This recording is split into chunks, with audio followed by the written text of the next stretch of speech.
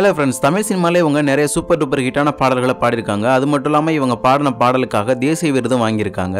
10க்கும் மேற்பட்ட மலையாள படங்களுக்கு இசையமைச்சிருப்பாங்க ஒரு இசையமைப்பாளரா. இப்படிப்பட்ட திறமைகளை கொண்ட அந்த பெண்மணி யாருன்னு பார்த்தீங்கன்னா, இசைஞானி இளையராஜா அவர்களோட மகள் யுவன் சங்கர் ராஜா அண்ட் கார்த்திக் ராஜா இவங்களுடைய சகோதரி. இந்த வீடியோவில் இவங்க தமிழ் சினிமாவில் பாடின சூப்பர் டூப்பர் ஹிட்டான சாங்ஸ் அண்ட் இவங்க வாங்கின தேசிய விருது எந்த பாடலுக்காக வாங்கியிருக்காங்க அண்ட் இவங்க மியூசிக் பண்ண படங்கள் இது எல்லாத்தையும் பற்றி பார்க்க போகிறோம். சரி வாங்க வீடியோக்குள்ளே போகலாம். சிங்கர் பவதாரணி அவர்களுடைய சாங்ஸ் அண்ட் வாய்ஸ் இது ரெண்டுக்குமே ரசிகனா இருக்கக்கூடிய நான் இந்த வீடியோ மூலமா அவங்க இறந்ததுக்கான ஆழ்ந்த இரங்கல்களை தெரிவிச்சுக்கிறேன். ஓகே, இப்போ இவங்க சினிமாவில் எப்படி பாட வந்தாங்க, இவங்க பாடின பாடல்கள்லாம் என்ன அப்படின்றத பார்ப்போம். 1984 மலையாள சினிமாவில் வந்த ஒரு ஃபேண்டசி ஃபில்மான மை டியர் குட்டிச்சாத்தான் அப்படின்ற ஒரு படத்துல தான் இவங்க ஃபர்ஸ்ட் டைமா இவங்களோட சாங்ஸை பாடியிருக்காங்க. இந்த படம் தான் ஃபர்ஸ்ட் டைமா இந்தியாவிலேயே 3D ஃபார்மேட்ல எடுக்கப்பட்ட படம். இந்த படத்துக்கு இளையராஜா அவர்கள் தான் இசையமைச்சிருந்தாங்க. இந்த படத்துல வர்ற தித்தித்தே தாளம் அப்படின்ற ஒரு சாங் தான் பவதாரணி அவர்கள் இவர்களுடைய ஃபர்ஸ்ட் சினிமா டெபியூ சாங்கா பாடியிருக்காங்க.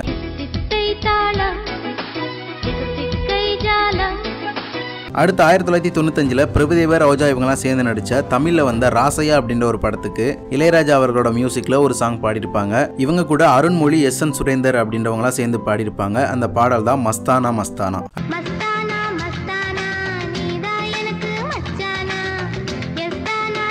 அடுத்து 1996 விஜயகாந்த், சங்கீதா இவங்கெல்லாம் சேர்ந்து நடிச்ச அலெக்சாண்டர் அப்படின்ற ஒரு படத்துல அவங்களோட பிரதர் கார்த்திக் ராஜா அவர்கள் மியூசிக்ல வாலி ஐயா அவர்களோட வரிகள்ல நதியோரம் அப்படின்ற ஒரு சாங்க உன்னி கிருஷ்ணன் அண்ட் பவதாரணி 2 பேரும் சேர்ந்து பாடியிருப்பாங்க.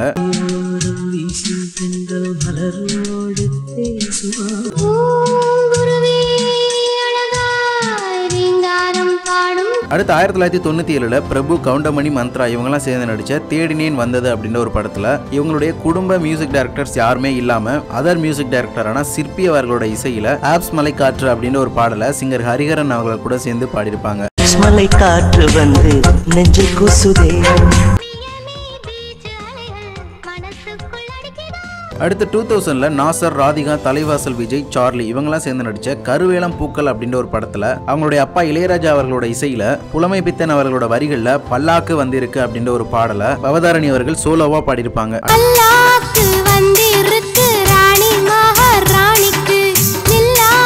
அடுத்ததா 1997 ஒரு லவ் மூவினா இப்படிதான்டா இருக்கணும் அப்படின்ற மாதிரி ஒரு ட்ரெண்ட் செட்டர் மூவியா விஜய், சாலினி இவங்க 2 பேரும் சேர்ந்து நடிச்ச காதலுக்கு மரியாதை படம் தான். இந்த படத்துக்கு இளையராஜா அவர்கள் தான் மியூசிக் பண்ணியிருப்பாங்க. எல்லா பாடலுமே சரியான ஹிட் ஆயிடுச்சு, படமும் செம்ம ஹிட். இந்த படத்துல பவதாரணி அவர்கள் 3 பாடல்களை பாடியிருப்பாங்க. சிங்கர் ஹரிஹரன் அவர்கள் கூட சேர்ந்து என்னை தாலாட்ட வருவாளா அப்படின்ற ஒரு பாடல் பாடியிருப்பாங்க.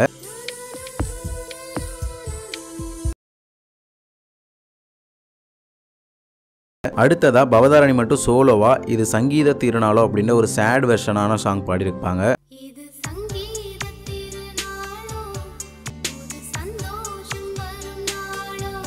அடுத்து சிங்கர் விஜய் அவர்கள் கூட சேர்ந்து ஓ பேபி அப்படின்ற ஒரு சாங்கையுமே பாடியிருப்பாங்க.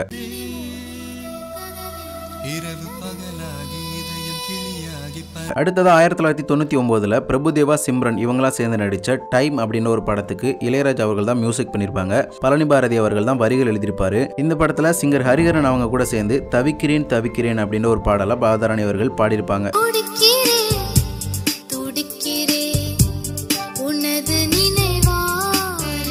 அடுத்ததா 2000 சுப்பிரமணி பாரதி அவருடைய பயோகிராபிக்கல் ஃபில்மான பாரதி படத்துல இளையராஜா அவர்கள் தான் மியூசிக் பண்ணியிருப்பாங்க. இந்த படத்துக்கு நிறைய பாடல்கள் பாடியிருப்பாங்க, நிறைய சிங்கர்ஸ் பாடியிருப்பாங்க. ஆனா மு மேத்தா அவர்கள் வரிகள் எழுதின மயில் போல பொண்ணு ஒண்ணு அப்படின்ற ஒரு பாடலை மட்டும் சோலோவா பவதாரணி அவர்கள் பாடியிருப்பாங்க.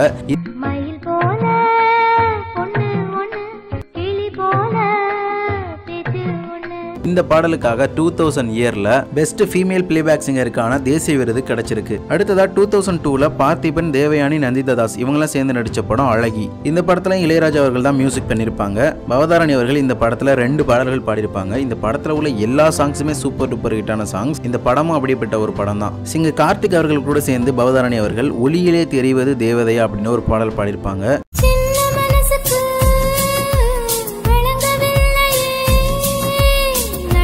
அந்த டைம்ல இருந்து இப்போ வரைக்குமே இந்த பாடலை தன்னுடைய காதலன், காதலி இவங்களுக்கு டெடிகேட் பண்ணி லவ்வர்ஸ் கொண்டாடிக்கிட்டு இருக்காங்க. அடுத்ததா டமக்கு டமக்கு டம் அப்படின்ற ஒரு பாடலை பவதாரணி மட்டும் சோலோவா பாடியிருக்காங்க.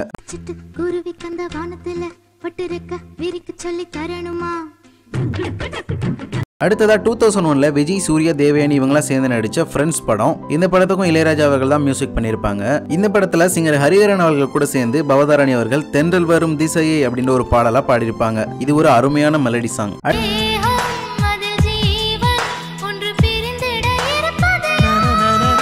அடுத்ததா 2005ல ஸ்ரீகாந்த், சோனியா அவர்கள் இவங்களாம் சேர்ந்து நடிச்ச ஒரு நாள் ஒரு கனவு. இந்த படத்துக்கு இளையராஜா அவர்கள் தான் மியூசிக் பண்ணியிருப்பாங்க. இதுல வாலி அவர்களோட வரிகள்ல காற்றில் வரும் கீதமே அப்படின்னு ஒரு பாடல் இருக்கும். இன்னும் அதுல 2 வருஷம்ல பவதாரணி அவர்கள் பாடியிருப்பாங்க.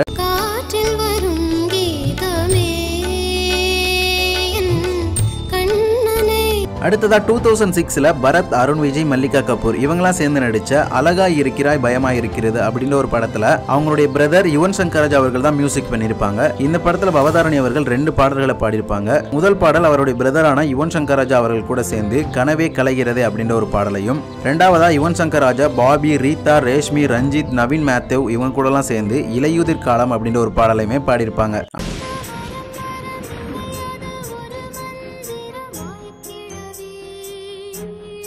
அடுத்ததா 2006ல விஷால் அவர்கள் நடிச்ச தாமிரபரணி மூவி. இந்த படத்துக்கு யுவன் சங்கர் ராஜா அவர்கள் தான் மியூசிக் பண்ணியிருப்பாங்க. சிங்கர் ஹரிஹரன் அவர்கள் கூட சேர்ந்து தாலியே தேவையில்லை அப்படின்னு ஒரு பாடலை பாடியிருப்பாங்க.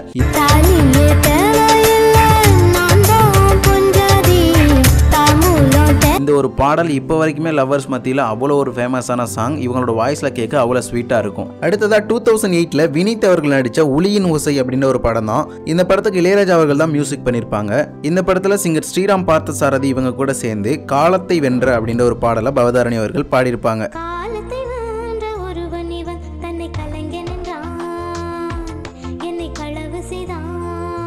அடுத்ததா 2008ல சங்கீதா, கோட்டா சீனிவாசன் இவங்களாம் சேர்ந்து நடிச்ச தனம். இந்த படத்துக்கு இளையராஜா அவர்கள் தான் மியூசிக் பண்ணியிருப்பாங்க. இந்த படத்துல சிங்கர் ஸ்ரீராம் பார்த்தசாரதி, பிரசன்னா இவங்க கூட சேர்ந்து கண்ணனுக்கு என்ன வேண்டும் அப்படின்ற ஒரு பாடலை பவதாரணி அவர்கள் பாடியிருப்பாங்க.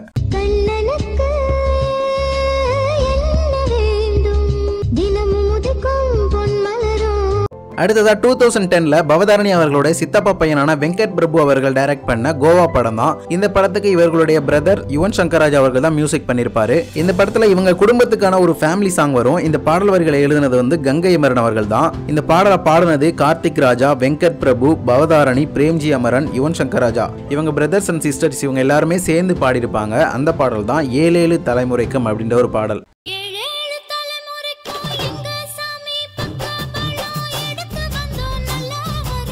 இந்த பாடல இவங்களுடைய ஊர் பேரு, இவங்களோட அப்பா பத்தின பெருமை இது எல்லாத்தையுமே சொல்லி பாடியிருப்பாங்க. இது இவங்களோட ஃபேமிலி சாங் அப்படின்னே சொல்லலாம். அடுத்ததா 2011ல அஜித் அவர்களுடைய 50வது படமான மங்காத்தா படத்துல யுவன் சங்கர் ராஜா அவர்கள் தான் மியூசிக் பண்ணியிருப்பாங்க. இந்த படத்துல பவதாரணி அவர்கள் எஸ்பிபி சரண் அவங்க கூட சேர்ந்து நீ நான் அப்படின்ற ஒரு பாடலை பாடியிருப்பாங்க.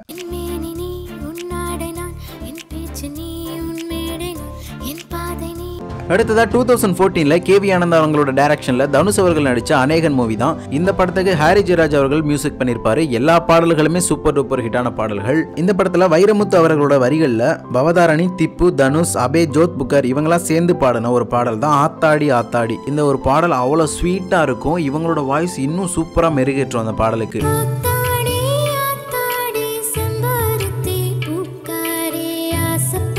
அடுத்ததா இந்த ஒரு பாடல் தான் இவங்க சினிமாவில் இறக்குறதுக்கு முன்னாடி பாடின கடைசி பாடல். 2021ல வெங்கட் பிரபு அவர்களோட டைரக்ஷன்ல சிம்பு அவர்கள் நடிச்ச மாநாடு மூவி. இந்த படத்துக்கு யுவன் சங்கர் ராஜா அவர்கள் தான் மியூசிக் பண்ணியிருப்பாங்க. அதுல ஒரு பாடல் மதன் காக்கி அவர்கள் எழுதியிருப்பாங்க. இந்த பாடல யுவன் சங்கர் ராஜா, ரிஸ்வான் இவங்க கூட சேர்ந்து பவதாரணி அவர்கள் பாடியிருப்பாங்க. அந்த பாடல் தான் மெகரசைலா.